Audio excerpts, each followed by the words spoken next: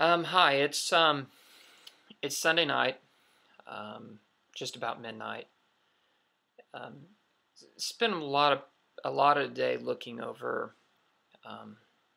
looking over the Copenhagen Accord, looking over statements that have been made by the administration, looking at the posturing.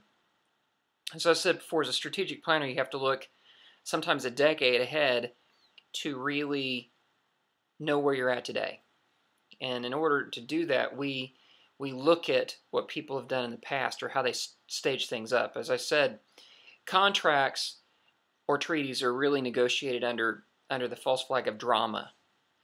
And after looking at over these things, and I've read the Copenhagen Accord, and you can find that pretty easily by typing Copenhagen Accord full text at Google and opening it that way. I found a good copy at the International Business Times website. Anyway, what really came to my mind is often in contract negotiations, when you try to push a little farther than you really could get, you come back, you use a football analogy, you punt to win. So that brings me to the thought process of what that strategy is really called, and it's called incrementalism. Meaning you do a lot a little bit at a time.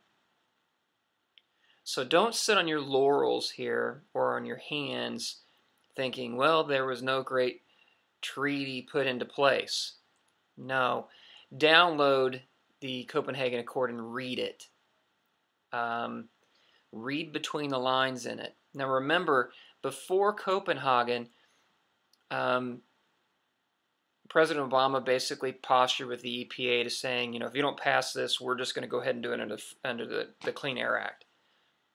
Well, think about this. You're sitting there. The IPCC reviews have been shown to be very fraudulent, or potentially so. The science is in question. A great majority of the delegates are going, the science in question, we're not even sure what's going on here. Why are we here? And those were the most ardent of the Greens saying that. So you have Obama, the president of China and India and South Africa, and so on and so forth, sitting in a room, 5 nations sitting in a room, putting together an agreement. Well, if you look at each one of those countries, each one of them had put similar policies, bureaucratic policies in place before they came to Copenhagen. Okay? So, look at really what is said in the Accord. Section 2, we agree that deep cuts in global emissions are required according to science and as documented by the IPCC 4th Assessment Report. Interesting. The report that the emails from East Anglia show the data into them has been manipulated. So we're going to ignore the truth here and use this document, and we all agree. We all agree the science is irrefutable. Sounds insane, doesn't it? So you get to your next point. You go farther into the document. Forgive me, I'm looking at my laptop at the same time I'm talking to you.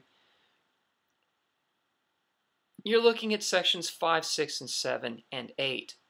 5, 6, 7, and 8, they're talking about, in the language of contract, of how to establish a governmental authority.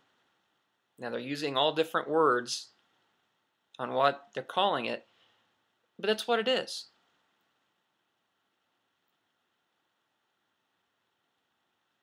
Setting up an authority with the powers to do tremendous things. It's the document's so vague. Okay? Was it really ratified? No, it's a framework document.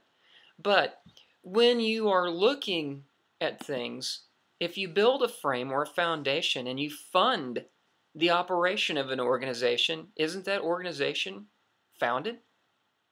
Yes, it is. So what do you do next?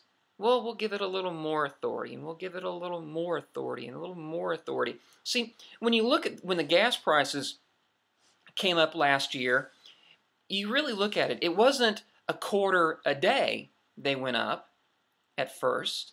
It went up 2 or 3 cents. Next day, 2 or 3 cents. Next day, 2 or 3 cents. The next day, 2 or 3 cents. You do that 8 days in a row, and you're up a quarter. Well, you get used to that. You don't really complain about it. It's not that big of a deal. Well, it is a big deal, because have you noticed that oil has gone down from $120, $128 a barrel down to 72, but gas still hasn't retreated that $50 spread.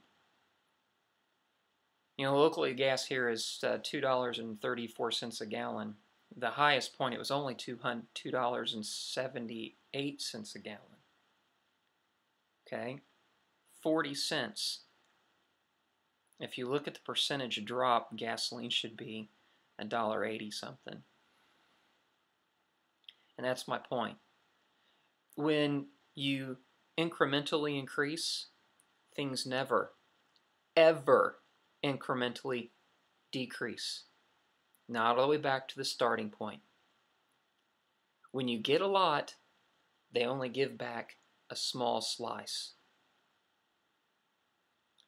Now, think about this. If President Obama comes back from Copenhagen and waves his foundational document around that's funding $30 billion for this and $30 billion for that and $100 billion by such and such a line by 2020, you're not looking at the authority that has the right to tax international financial transactions. Okay? Are you thinking about big transactions between corporations? Don't. An international transaction is anytime you use your credit card overseas. You go to Europe, use your credit card. That's an international transaction. Slice in the 2% on that. 2% of $1 is 2 cents. 2% of $100 million a day is $2 million. You see how a bureaucracy is built? You see how incrementally things add up? Well, that's what Copenhagen's Accord states that they can do. Now, if President Obama comes back and says, EPA, push forward and ban these carbon emissions, really choke things down, that is still global government. It's collusion. Yes, collusion. Conspiracy. If it was a criminal organization such as the mafia, we could use the word RICO, racketeering. You see the words we're using here? They all fit. The will of the people is not being done here. When an organization, or in this case, an administration, takes and does something against the will of the people, in this case, by the use of the EPA around the Congress, that's excessive use of authority. That's excessive power. And that needs to stop. Point blank, straight up. It's not that it's being done. It's how it's being done. So get on the phones and your internet and your cable connections, or however you want to say it, get a hold of your politicians and give them a piece of your mind. In another video tomorrow, I'll explain how you can go through that. We'll also talk about a few other things. But for now, it's that simple. Incrementalism is never good. In this series, I've asked you to ask questions. Question yourself, question your politicians, the media, so on and so forth. Question me. Remember, a seeker of truth, a true seeker of truth, ask questions upon their path to finding truth. Thank you. Google, read, think, question. Wear your chain. Good night.